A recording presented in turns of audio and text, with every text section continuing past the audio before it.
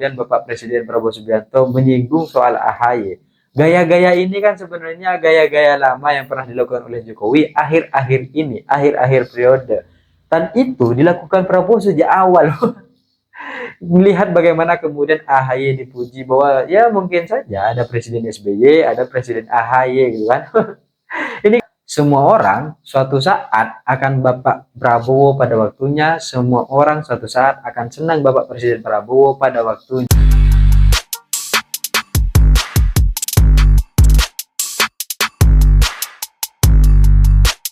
Hai kawan ghosting, kadang perjalanan dalam hidup atau mengejar mimpi dan cita-cita tidak seindah hayalan dan harapan kita. Karena di tengah perjalanan ada berbagai macam kenyataan yang harus kita akui sebagai sebuah fakta meskipun itu menyakitkan dan tak seindah harapan kita. Dan itu juga terjadi dalam proses tatanan pemerintahan kita. Bagi para pejabat-pejabat kita, bagi para pemerintahan kita, dunia dan Indonesia ini baik-baik saja gitu. Sedangkan masyarakat kita ini mengalami berbagai macam kekacauan-kekacauan. Tapi itu semua tidak dilihat gitu. Jadi seandainya masyarakat Indonesia menyanyikan sebuah lagu untuk kepada pemerintah, itu kayak menyanyikan dan semua tak seindah harapanmu. Karena nggak seindah harapan kita bahwa pemerintahan Prabowo Subianto akan memberikan berbagai macam kesejahteraan sesuai dengan janjinya gitu. Dan dari kejadian-kejadian ini kita akhirnya bisa melihat bagaimana kemudian peristiwa di negara kita, peristiwa-peristiwa politik yang ada gitu kan. Ada berbagai macam kekacauan yang kemudian sedang dialami oleh masyarakat kita gitu kan. Tapi dalam satu sisi pejabat kita melihat bahwa semuanya baik-baik saja. Kita tahu bersama bahwa ada berbagai macam demonstrasi-demonstrasi. Kita tahu bersama bahwa ada berbagai macam tuntutan-tuntutan yang disampaikan kepada pemerintah. Tapi pemerintah kita atau pejabat-pejabat kita melihat itu semua itu sebagai suatu perlawanan. Seolah-olah mereka yang melakukan aksi demonstrasi itu tidak setuju dengan kemajuan bangsa kita. Dan dari berbagai macam peristiwa-peristiwa akhir-akhir ini, ada satu hal yang kemudian menarik untuk kemudian dilihat. Satu yaitu adalah tentang Presiden Prabowo Subianto.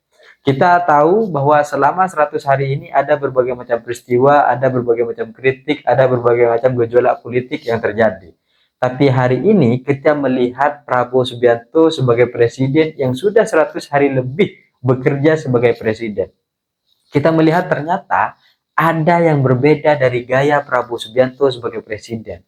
Kalau dulu gebrak-gebrak meja, sekarang tidak terlalu gebrak-gebrak meja. Tapi posisinya tidak pada di situ. Posisinya adalah tentang kalimat-kalimat yang akhirnya keluar dari Bapak Presiden Prabowo Subianto. Kita melihat bagaimana kemudian seolah-olah dari pidato-pidato terakhir, misalnya ketika berada di Partai Demokrat, Kongres penutupan Partai Demokrat gitu kan. Kita melihat bagaimana Prabowo Subianto sebagai Presiden Republik Indonesia berpidato dan seolah-olah ketika kita melihat pidato beliau ini menjadi satu orang yang lebih baik gitu daripada sebelum-sebelumnya.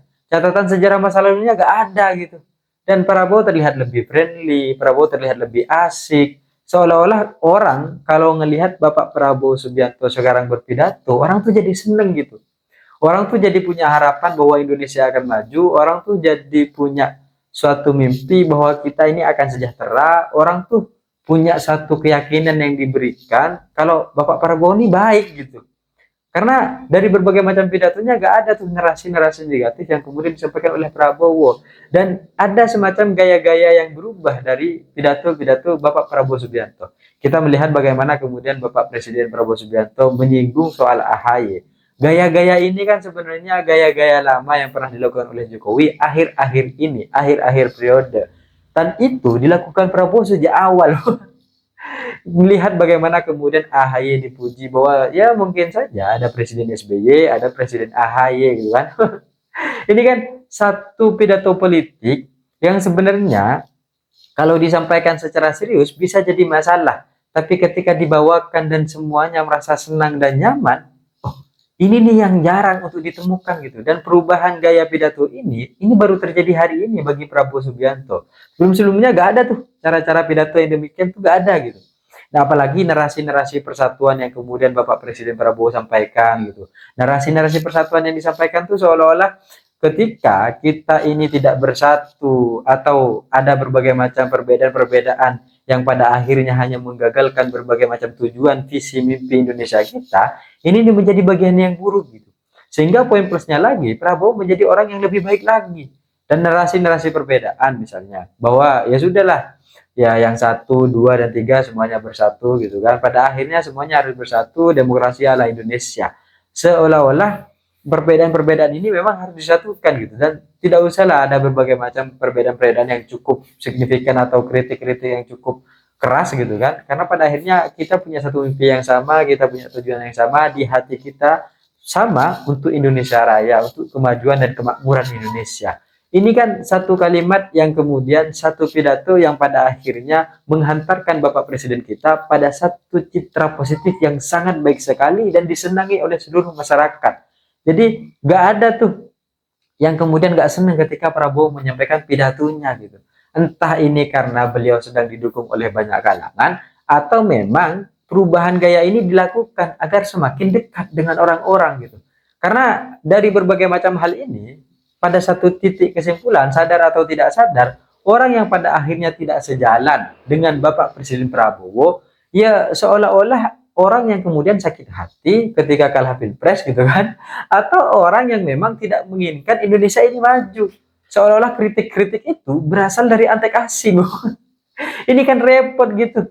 Dan dari berbagai macam peristiwa kejadian ini, seolah-olah pada akhirnya semua akan Prabowo pada waktunya. Pokok di akhir ini, ketika kita melihat pidato Presiden Prabowo, pada akhirnya tuh semua akan Prabowo pada waktunya. Semua akan senang dengan Prabowo pada waktunya.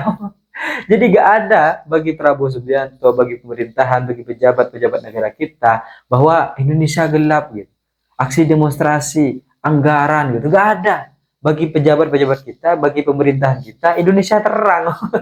Gak ada gelap-gelapnya sama sekali gitu. Dan ketika ini terjadi dan narasi-narasi bahwa kritik-kritik yang disampaikan, kemudian koreksi-koreksi yang disampaikan, yang diutarakan, ini menjadi satu jalan bahwa mereka adalah barisan sakit hati ketika pilpres, atau mereka adalah barisan antek asing, atau mereka adalah barisan-barisan untuk sengaja diberikan dan sengaja dikeluarkan agar kemudian mengganggu stabilitas negara. Seolah-olah arahnya ke sana gitu. Padahal dari semua ini bukan itu tujuannya gitu.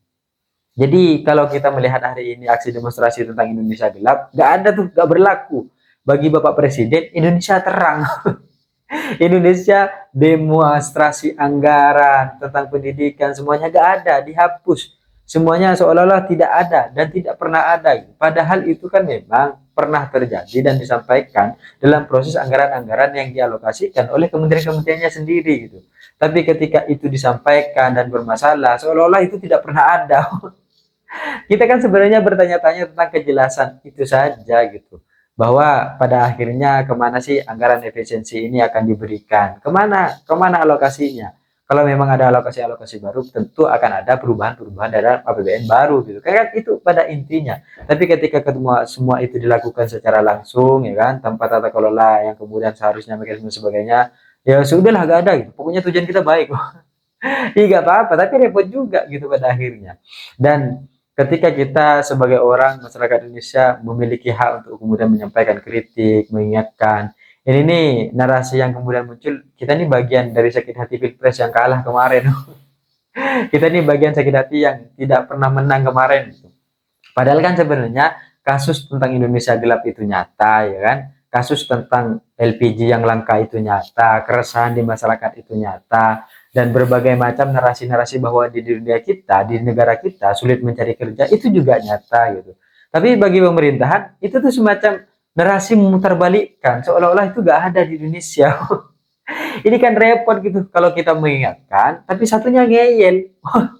Keras kepala, ya kita tahu bahwa kepala itu memang keras, kalau lembek kan aneh. Iya memang gitu, tapi kalau pada akhirnya telinga itu tidak pernah mendengar apa yang menjadi keresahan masyarakat, telinga ini tidak pernah mendengar apa yang menjadi kerisauan dan kekhawatiran masyarakat, maka siapa yang pada akhirnya nanti akan mengingatkan jalannya pemerintahan ketika sudah menyeleweng dan hilang di persimpangan jalan? Kan sebenarnya di sana pada intinya gitu, dari semua narasi-narasi yang disampaikan.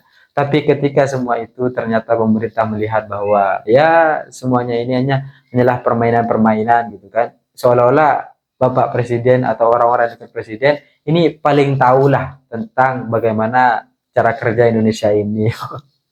Jadi semuanya bisa diatasi gitu kan. Tapi menjadi percuma ketika akhirnya kritik-kritik yang kemudian disampaikan tidak pernah didengar oleh pemerintahan. Sampaian-sampaian itu akhirnya menjadi sia-sia dan pemerintah terus tetap melakukan itu. Oke, kita punya tujuan yang baik, tapi coba lihat implementasinya bagaimana dan seperti apa. Kan itu yang kemudian perlu diperhatikan. Jadi memang pada akhirnya ketika hari ini nih menjadi dampak yang positif bagi Bapak Presiden Prabowo. Jadi dampak presiden berpidato dengan baik, berpidato dengan lebih baik, berpidato dengan asik menjadi satu dampak yang positif sehingga semua orang suatu saat akan Bapak Prabowo pada waktunya, semua orang suatu saat akan senang Bapak Presiden Prabowo pada waktunya. Sehingga ini menjadi satu kekuatan yang penting, menjadi satu kekuatan politik yang baik bagi Prabowo di masa depan. Bolehlah hidup 1000 tahun, gak apa-apa lah. Tapi apapun itu, semoga semuanya tetap bermanfaat bagi masyarakat, sehingga semuanya pada akhirnya tetap sesuai dengan jalurnya dan tujuan-tujuannya bisa dicapai. Pada akhirnya adalah tentang kemakmuran. Terserah mau bagaimanapun, pada intinya tentang kemakmuran. Dan jangan sampai pemerintahan kita tidak mendengar apa yang menjadi keresahan dan kegelisahan masyarakat secara nyata. Sehingga kehadiran itu memang perlu, dan jangan sampai kita merusak kehadiran ini menjadi satu hal yang mengganggu tujuan-tujuan kita bernegara. Saya pikir itu cita-cita saya ingin seperti Gibran, tapi saya sadar diri dan sadar posisi. See you, kawan Gusti.